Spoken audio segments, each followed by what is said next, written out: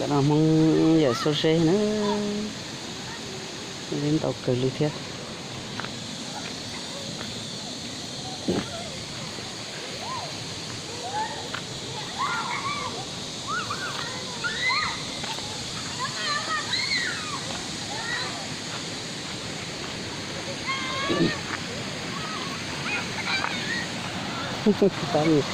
cái người túi này nó oxy là gì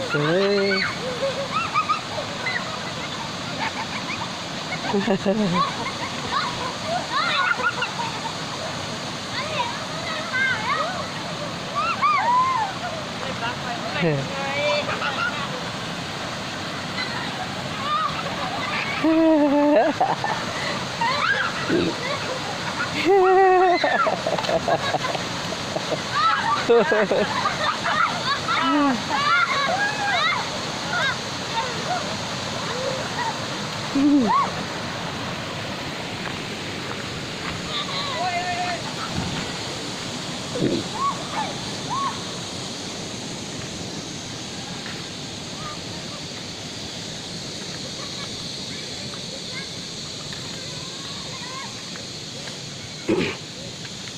Cho nó tới hồi sông lia nó này, sông lia nó mà trong chua cơm có lứa cái nào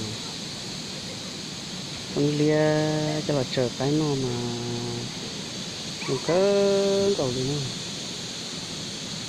ra thì nó là cũng mua thế nào sông lia này đi cho nó theo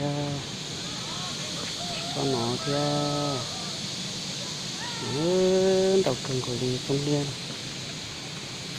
Chỉ đua mà nó chỉ đua nữa.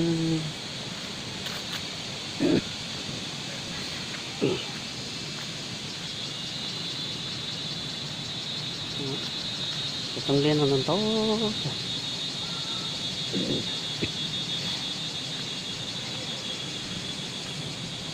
rồi dễ rồi sông Liên á.